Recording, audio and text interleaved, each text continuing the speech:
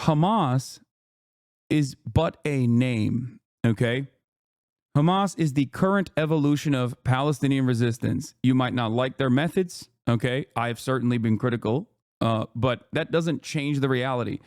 You are outflanking members of the Israeli cabinet, the Israeli war coalition, that have also come to that same fucking conclusion, like you're a goddamn bibist, despite the fact that you will probably be exactly the type of person that says, oh, I hate Benjamin Netanyahu. How dare you say that? Okay? That is so crazy. I was talking to a friend of mine who said that any reasonable party in the position of Hamas would have agreed to an unconditional surrender and removal from governance with the amount of people dying and in crisis. Do you think Gazans would not agree to some sort of conditional surrender if they could? Is Hamas not in a position where total surrender is a much better outcome than to keep fighting? This is not in the hands of Hamas at this point. It has always been in the hands of Israel. The notion that while Israel, guys, do you not understand what's going on? Israel has destroyed all semblance of normal life in the Gaza Strip. They are permanently annexing North Gaza right now as we speak. They are conducting a fucking genocide. What makes you think that the people that are right now defending themselves against this genocidal force are currently in the wrong? Like, this is not October 7, okay? We're not talking about October 7. We're talking about an October 7 style situation occurring on a daily, if not a weekly basis for the last year. It's so crazy. They've already started the partitioning process. The notion that the guys that are fighting back in the process of this ethnic cleansing campaign are in the wrong and they need to stand down with no fucking with no guarantee whatsoever that Israel is going to actually not complete its genocidal project is so ridiculous. So you would say that Israel would not agree to laying down arms, full surrender, and release of the hostages? I also believe the cards are in the hands of Israel, but our understanding of a full surrender is not possible. No, why would it be possible? Israel killed the civil governance faction's principal negotiator in Tehran.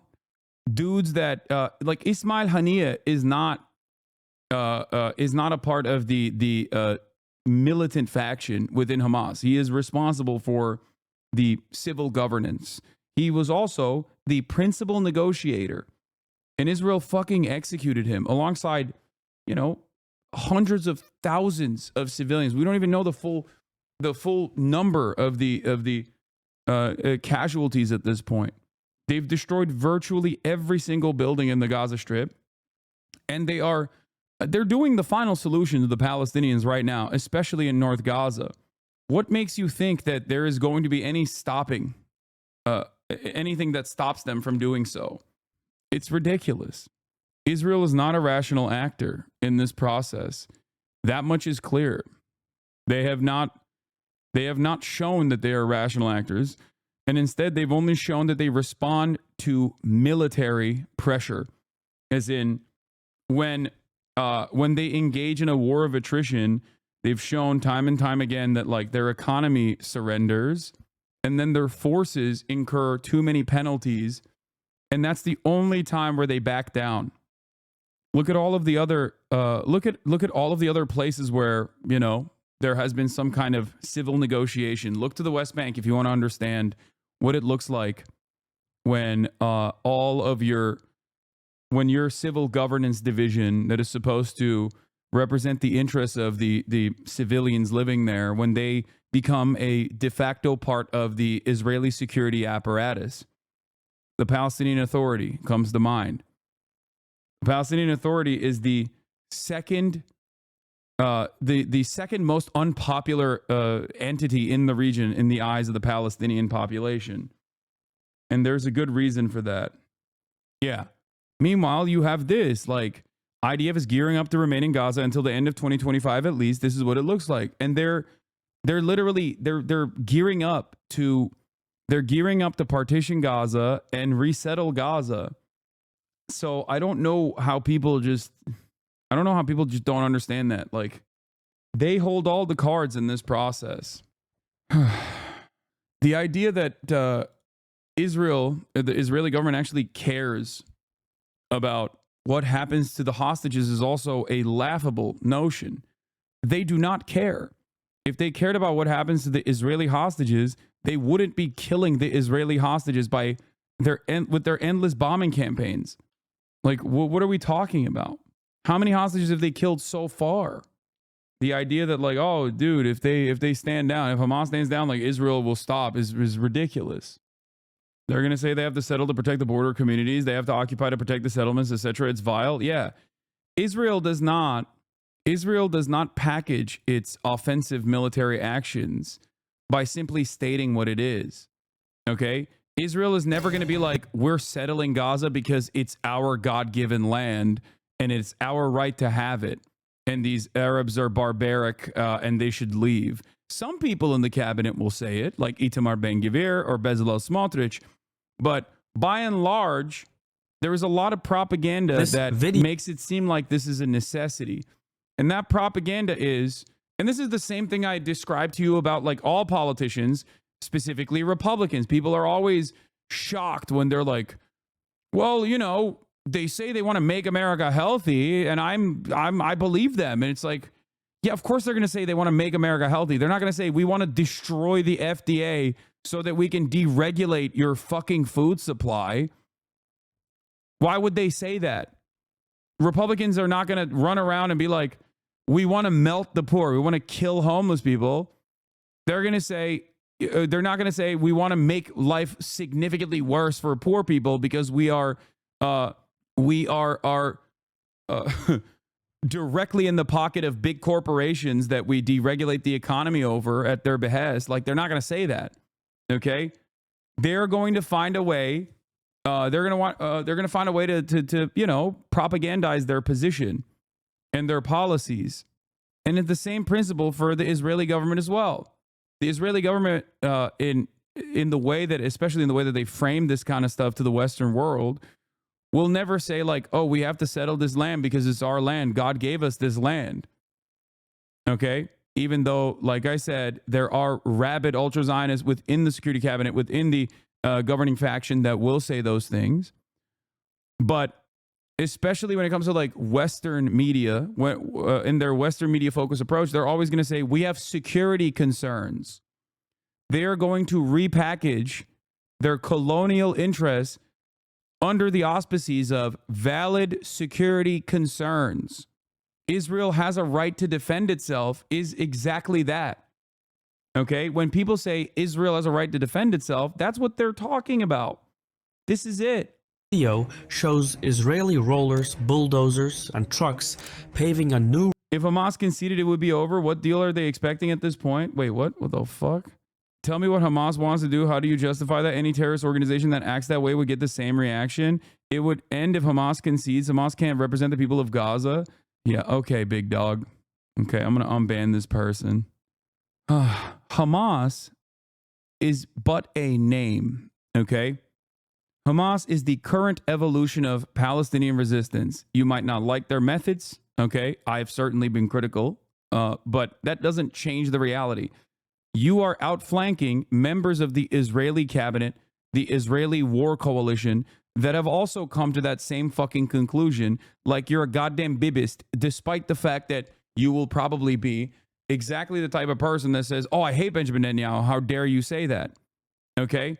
The idea that like Hamas is a unique entity is silly. Okay, you kill everyone in Hamas. Now you have Hamas too. How do you think Hamas started? How do you think Hamas became the governing faction and the governing coalition in Gaza? If you don't understand the history of it, and if you refuse to understand that, like, of course people are going to fight back against constant oppression and constant death and destruction and constant violations of their human rights, yeah, people are going to fucking try to fight themselves out of that corner, especially when they realize that there is no negotiating. That is the last 30 years of the so-called peace process and the analysis that the Palestinian population has succumbed to. That is what they recognize. Do you understand? Road along the Gaza-Egypt border. They're building a new buffer zone known as the Philadelphia Corridor, and the Israelis are there to stay. Here is what it looks like during the day. New realities on the ground are being designed, realities that hint at Israel's endgame for Gaza. Zooming out, we can see Israel building road networks all across the Gaza Strip, with some being kilometers wide, including a buffer zone around the edges of the enclave. These will be fortified with checkpoints, watchtowers, bases, and other surveillance tools. Using these strategic corridors, the Israeli army will be able to monitor any point in Gaza without necessarily occupying the entire territory.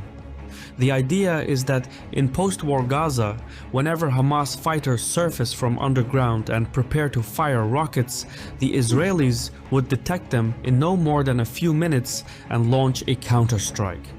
The Israeli leadership believes these corridors would make further Hamas transgressions improbable in the long term, or at least decrease the damage splitting one concentration camp to 3. They can inflict. The Palestinian civilian population would be able to return, though they would reside within smaller chunks of territory, each disconnected from the other. Conflict is like that. The hand that wins gets to draw the map. Meanwhile, a second front has gone hot in the north. Israeli forces have entered Lebanese territory, and Iran responded by firing missiles at Israel.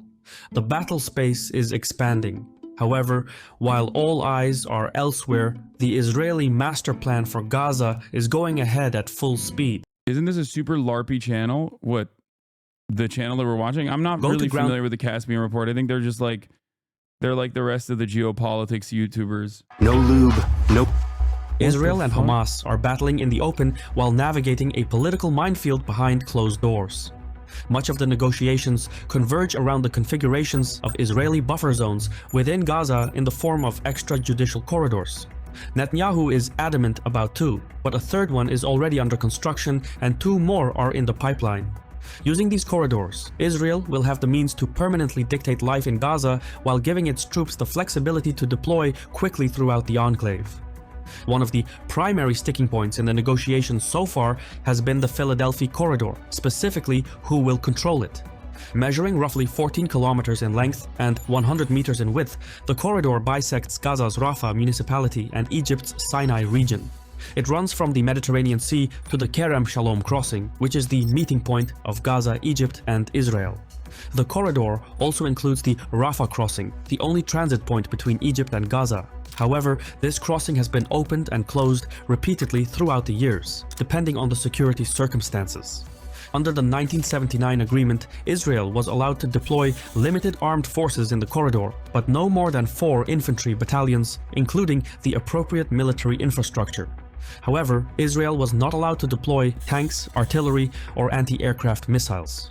So the operation of the Philadelphia Corridor was coordinated mainly by Egypt, and this arrangement formed a fundamental component of the Israeli-Egyptian peace treaty. In 2005, Israel withdrew its army from Gaza as part of a disengagement plan. This exit included a withdrawal from the Philadelphia Corridor, as well as the withdrawal of about 9,000 Israeli settlers living in 25 illegal settlements in Gaza. Egypt then assumed full responsibility over the Philadelphia Corridor, and the Palestinian Authority was later brought into the mission. Shortly after, a second legal agreement was signed between Egypt and Israel, allowing the former to deploy 750 border guards to patrol the corridor for counterterrorism and non-military purposes. Egypt's responsibility expanded, and it was now tasked with preventing smuggling and infiltration. 2 years later, in 2007, Hamas took complete control of the Gaza Strip and removed the Palestinian Authority from the region. Israel responded by enacting a land, air, and sea blockade of the Gaza Strip. Nobody was getting in or out without Israeli say. Egypt, meanwhile, would intermittently open the Rafah crossing during that time. Stuck in between Egypt and Israel, Hamas opted for a new strategy. It started building tunnels between Gaza and Egypt's Sinai. This underground infrastructure was used for smuggling goods and weapons, but the scale was enormous. Between 2011 and 2015, Egyptian forces destroyed more than 2,000 of these Hamas tunnels, and these were only the passages that were detected. Using these tunnels, Hamas created new realities on the ground. The Rafah crossing was no longer the sole entry and exit point to Gaza. More importantly, neither Egypt nor Israel exercised any control over the tunnels. Netanyahu and his cabinet have identified the Philadelphia corridor and the Hamas tunnels running underneath as the single weakest link in the chain surrounding Gaza. So, when the current hostilities started, Israel took back control of the corridor in May 2024. It is now insisting on maintaining a presence there in order to prevent Hamas from replenishing its lost resources. Netanyahu's cabinet argues that without Israeli control over the Philadelphia corridor, Hamas will rearm and build up its military force and infrastructure in a few years. This then will turn Gaza into a long-term security liability for the state of Israel. Hamas... I mean, this is like, so far, this has been, dare I say, a little biased in the direction of Israel. Sees it differently. Its negotiators demand that all Israeli forces be pulled from the corridor and that the area return to Hamas control as part of a lasting ceasefire. Egypt, too, is not happy about the continued Israeli presence in the corridor. The Egyptians argued that permanent, large-scale Israeli military presence in the area would violate the 1979 peace treaty. Technically, they make a valid point. The Philadelphia corridor has been a buffer zone between Egypt and Israel for more than 4 decades. It has been maintained through 2 bilateral agreements between Egyptian and Israeli diplomats. Various compromises have been floated since May, including the withdrawal of most Israeli forces in exchange for the installation of Israeli watchtowers along the borderline. However, Egypt has rejected the proposal. How is it biased? Genuinely asking? Yeah, constantly framing the Israeli incursions in security agreements, or rather, like, security methods, including implementing this like incredible blockade over the Gaza Strip after withdrawing its military in 2005 under the auspices of a valid security concern, is basically the same repackaged propaganda that says Israel has a right to defend itself. That's all it is. Like, that's all it is. Like, it's and of course it's something that you hear all the time. It's something that it's the only thing that you hear from most mainstream outlets. So it's always shocking to hear it from independent media as well, but I don't know. Like, this video is supposed to be Israel's endgame for Gaza, but so far it's describing every action that Israel's taken within a biased framework, not really considering like what the situation looks like for Palestinians across the board, and like how we got here.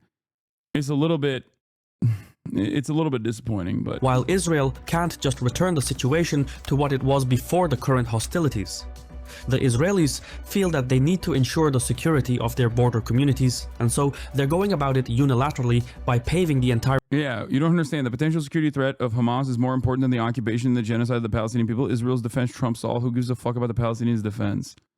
Yeah. If Palestine has a right to defend itself, then so does Israel. It is not propaganda. It is the truth. Yeah, if Israel actually cared about Israeli defense, though, and Israeli security, they wouldn't be maintaining a fucking apartheid. The fuck? Yeah, there would already be a singular, solitary, secular state, okay, where Palestinians and Israelis, in the way that they currently exist, could have equal rights, equal civil liberties. But that is a non-starter for many people who defend Israel, I assume yourself included. And you will say, how can we be around these barbaric rapist monsters? We can't. That's the issue. And it always goes back to the same first principles. You do not see Palestinians as normal human beings, just like you, with ambitions, with goals, with dreams, but instead a hive mind of barbaric anti-Semites who want to do mass rapes and shit. Also, yes, Israel doesn't have a right to defend itself under international law because they are a belligerent occupier of the Palestinian people. So thank you, Jay Mershon, for mentioning that. That is also true. Israel quite literally does not have a right to occupy the West Bank illegally, and it certainly does not have a right to, once again, bomb belligerently the entirety of the Gaza Strip in the interest of defending itself. It does not have that international right. As a matter of fact, Hamas post-October 7, Hamas does have an international right to engage in self-defense as a spontaneous militia. So that's the other side of the equation as well. If we are just simply looking at real international rights, like what it actually says in the books, the reality of the matter is Hamas and any number of different Palestinians have the right to defend themselves against a ethnic cleansing campaign conducted by a belligerent occupier. Israel, on the other hand, does not have that right. Israel is violating the international rights of the Palestinian people. So that's what's really interesting about this equation, and really interesting about the asymmetry of violence that you're experiencing, that you're watching unfold in front of your eyes, that you're trying to desperately defend. The irony here is that Israel is in direct contravention of international law. And that's precisely the reason why there was an ICJ court case launched by the South African government against the Israeli government for conducting a genocide, and also the ICC court case simultaneously against those who are the top genocidaires. Saying Israel has a right to defend itself against the Palestinians is as ridiculous as saying Russia has a right to defend itself against Ukraine, and that's why they had to invade Ukraine. It's even worse than that, because at least Russia, with the exception of Crimea under international standards, would not even be considered a belligerent occupier until now. Now they are a belligerent occupier of Ukraine. So on that front, it would be akin to Russia permanently annexing parts of Ukraine that they have overtaken so far, and then bombing the shit out of that in the counterinsurgency campaign that they run when the Ukrainians inevitably go back to understandably fighting against their Russian occupiers a couple years down the line.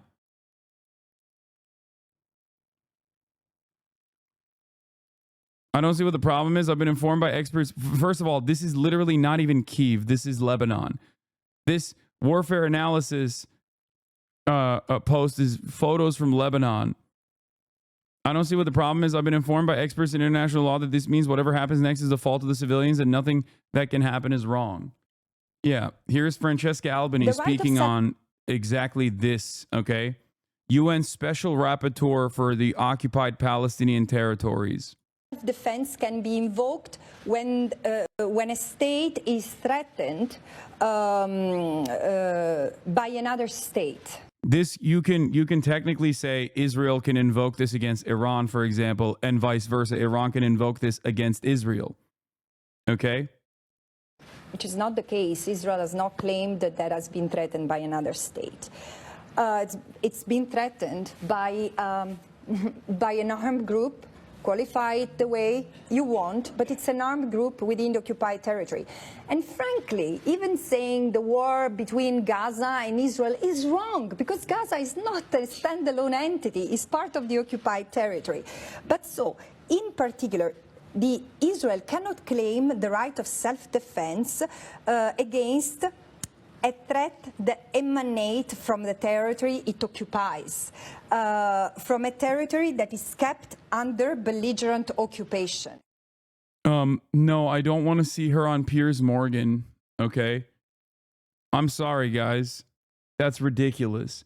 You're like, hey, this brilliant voice of truth in a sea of madness, how about we put her in the Shark Tank, okay?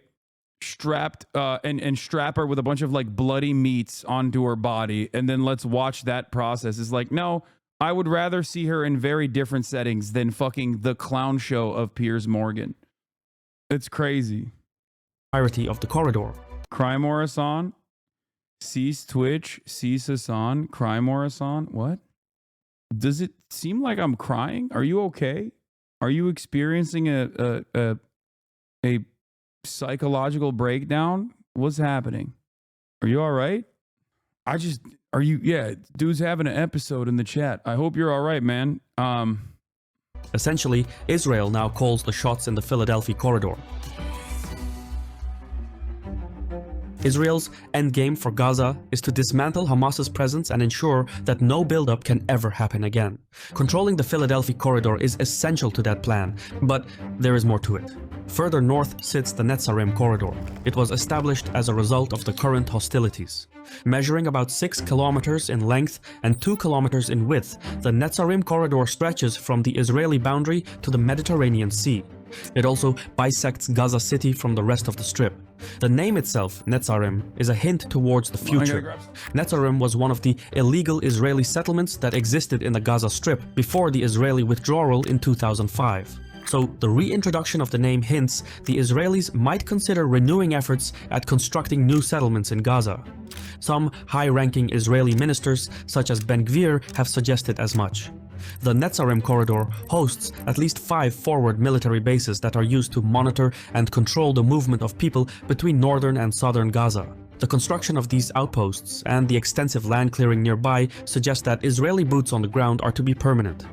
So even after the current hostilities subside and Palestinian civilians return to their homes, or what's left of them, Israel will have the ability to control life in Gaza without needing to occupy the area entirely. Netanyahu has already declared that under a truce agreement, Israel would not withdraw from the Philadelphia and Netzarim corridors, including the Rafah crossing. Palestinian diplomats reject such buffer zones in both corridors and argue that Netanyahu added these negotiating points to derail the ceasefire talks.